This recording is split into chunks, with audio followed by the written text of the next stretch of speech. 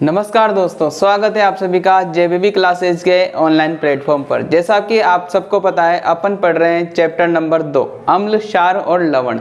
अपन ने अम्ल और क्षार को अच्छे से पढ़ लिया है। अम्ल के रासायनिक गुण भी अपन ने पढ़ लिए हैं। आज अपन बात करेंगे विभिन्न प्रकार के यौगिकों की, जो अपने दैनिक जीवन में भरपूर मात्रा में प्रयोग में लिए जाते हैं। पहला जो यौगिक है वो सबसे महत्वपूर्ण, ठीक है ना, सोडियम क्लोराइड। कौन सा यौगिक है? सोडियम क्लोराइड, जिसे अपन क्या कहते हैं? नमक भी कहते हैं। क्या कहते हैं? नमक। अब जब सोडियम क्लोराइड की बात आती है, NaCl की जब बात आती है, तो सबसे पहले बात करते हैं इसके निर्माण की। जो सोडियम क्लोराइड होता है, यानी कि जो NaCl होता है, यानी कि जो नमक होता है, उसका निर्माण किस प्रकार से करते हैं? इसके निर्माण की विधि सुनना कि जब हाइड्रोक्लोरिक अम्ल यानी कि HCl अम्ल की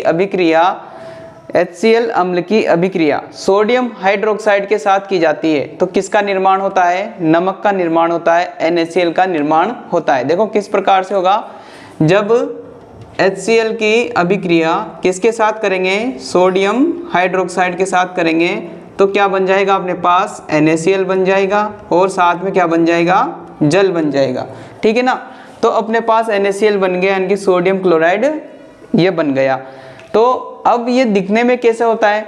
जो सोडियम क्लोराइड होता है, अपन घर पे जानते हैं नमक किस प्रकार से दिखता है। एकदम तो छोटे छोटे कण होते हैं इसके, मतलब छोटे छोटे क्रिस्टल होते हैं और सफ़ेद रंग का होता है। किस तरह का होता है?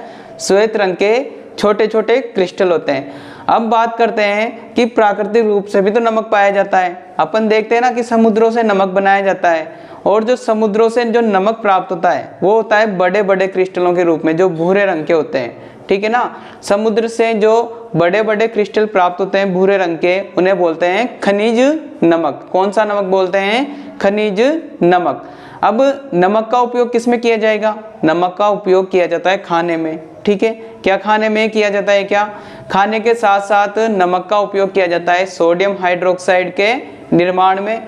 इसका उपयोग किया जाता है विरंजक चूर्ण के निर्माण में। साथ में इसका उपयोग किया जाता है बेकिंग पाउडर के निर्माण में। तो ये अपना नमक का जो भी टॉपिक था, देखो शुरू से एक बार रिवाइज करते हैं। नमक का निर्माण किस प्रकार से होगा? जब HCl की अभिक्रिया किसके साथ करेंगे अपन? HCl की अभिक्रिया करेंगे सोडियम हाइड्रोक्साइड के साथ। किसका निर्माण होगा? NaCl का निर्माण होगा। और नमक का उपयोग किया जाता है खाने में। नमक किस प्रकार का होता है? छोटे छोटे क्रिस्टल होते हैं सफ़ेद रंग के, और जो समुद्रों से बड़े बड़े क्रिस्टल जो भूरे रंग के प्राप्त होते हैं नमक के, उन्हें बोला जाता है खनिज नमक। और जो नमक होता है उसका उपयोग खाने के अलावा किस में किया जाएगा? विरंजक चूर्ण के निर्माण में, सोडियम हाइड्रोक्साइड के निर्माण में। इसके अलावा किया जाता है बेकिंग पाउडर के निर्माण में। अब दूसरा जो अपना आएगा, कौन सा यौगिक आएगा? Sodium hydroxide. कौन सा यौगिक है? सोडियम हाइड्रोक्साइड, मतलब NaOH।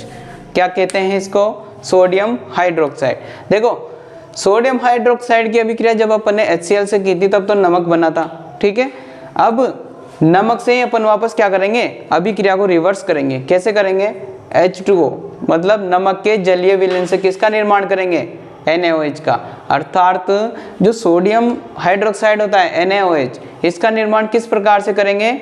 नमक के जलीय विलयन में विद्युत धारा प्रवाहित करने पर किसका निर्माण होता है? सोडियम हाइड्रोक्साइड का निर्माण होता है। किसका निर्माण होगा? सोडियम हाइड्रोक्साइड का। साथ में हाइड्रोजन गैस और क्लोरीन गैस भी क्या होती है? मुक्त होती है। और इस अभिक्रिया को कहा जाता है क्लोर क्षार अभिक्रिया। क्या कहा जाता है? क्लोर क्षार अभिक्रिया। ये बहुत ही इंपॉर्टेंट रिएक्शन होने वाली है। देखो कैसे कि जब NaCl लिया अपन ने, साथ में H2O लिया अपन ने, और इसमें क्या कर दी? विद्युत धारा प्रवाहित कर दी। क्या प्रवाहित कर दी? विद्युत धारा प्रवाहित कर देंगे, तो क्या बन जाएगा अपने पास? सोडियम हाइड्रोक्साइड बन जाएगा। साथ में हाइड्रोजन गैस बन जाएगी, साथ में Cl2 गैस बन जाएगी। और यही क्या कहलाती है? इसे कहते हैं क्लोर क्षार अभिक्रिया।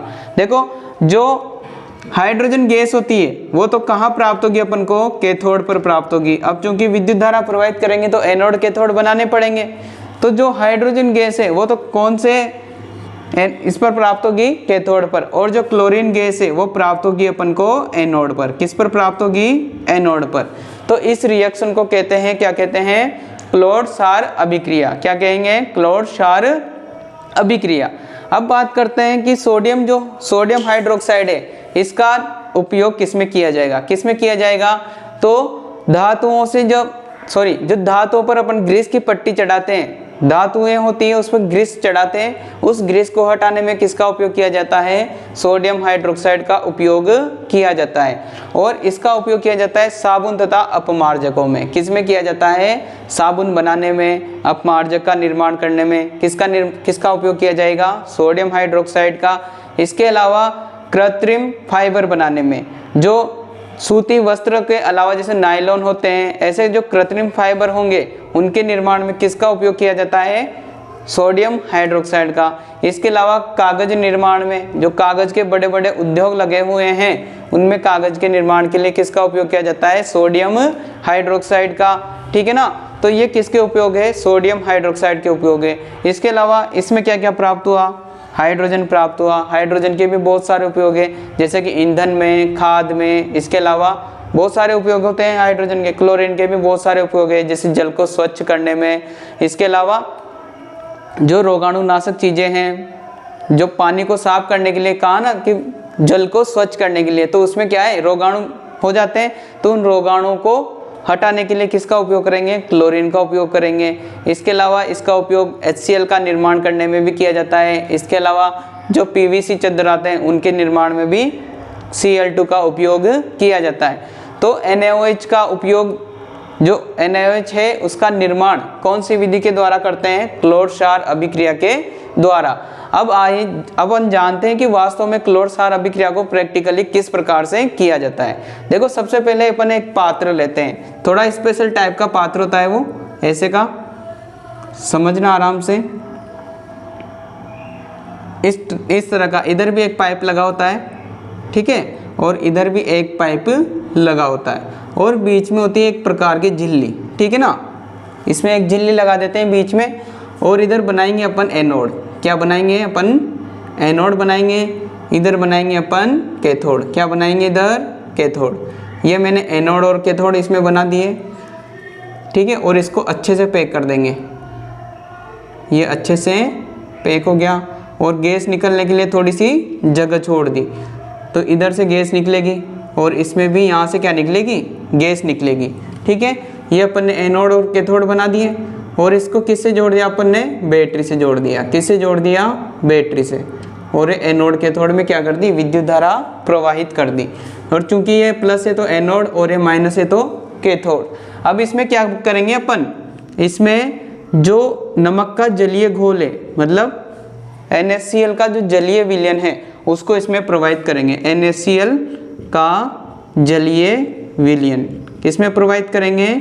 इस पात्र में। जलीय विलयन किसमें प्रोवाइड करेंगे? पात्र में प्रोवाइड करेंगे। अब चूंकि अब क्या हो जाएगा? पूरा भर जाएगा। भरेगा नहीं भरेगा? पूरा भरेगा ना। अब चूंकि ये क्या हो रहा है? पूरा का पूरा भर रहा है। ठीक है, ये एक स्पेशल प्रकार का पाइप होता है। इसमें से अपन जब चाहें जब घोल को निकाल सकते हैं, जब चाहे इसको बंद कर सकते हैं। तो ये पूरा भर जाने के बाद उसको ओपन करेंगे अपन। अभी तो वो क्लोज है, इसलिए पूरा पात्र भर चुका है। अब चूंकि विद्युत धारा प्रवाहित हो रही है, तो एनोड पर कौन सी गैस निकलेगी?